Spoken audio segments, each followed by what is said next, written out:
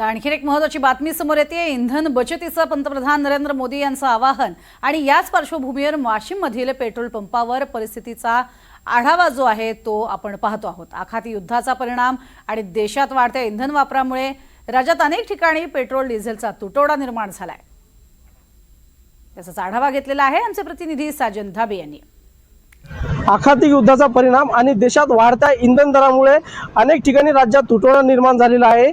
त्यामुळे पंतप्रधान नरेंद्र मोदी यांनी पेट्रोल डिझेल दर वाढी संदर्भात नागरिकांना बचतीचे आवाहन करण्यात आलेलं आहे। या पार्श्वभूमीवर वाशिम शहरातील पेट्रोल पंपावर सध्या काय स्थिती आहे पाहण्यासाठी आपण या ठिकाणी आलेलो आहोत। आपण पाहू शकता सध्या वाशिम शहरातील एका पेट्रोल पंपावर मी आलेलो आहे आणि आपण बघू शकता या ठिकाणी इंधन विक्री सुरळीत सुरू असल्याचं आपल्याला दिसून येत आहे।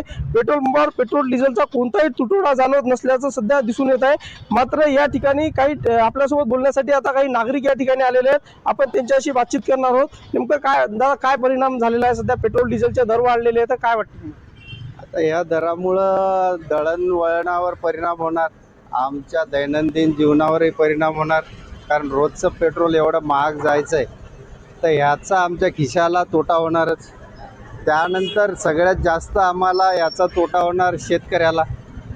या शेतकऱ्याची आर्थिक परिस्थिती आधीच खालावलेली आहे, त्यातही असा इंधन दरवाढीचा खर्च जर म्हटलं तर तुम्हाला दळणवळणासाठी प्रत्येक गोष्टीवर प्रत्येक वस्तूवर ह्या दरवाढीचा परिणाम होणार आहे। आता पेट्रोलचे जे दर आहेत ते सुद्धा वाढलेले आहेत, त्यामुळे नागरिकांना निश्चितच याचा परिणाम जाणवत आहे। मात्र सध्या तरी पेट्रोल पंपावर डिझेल पेट्रोलचा पुरवठा जे आहे ते सुरळीत सुरू असल्याचं दिसून येत आहे।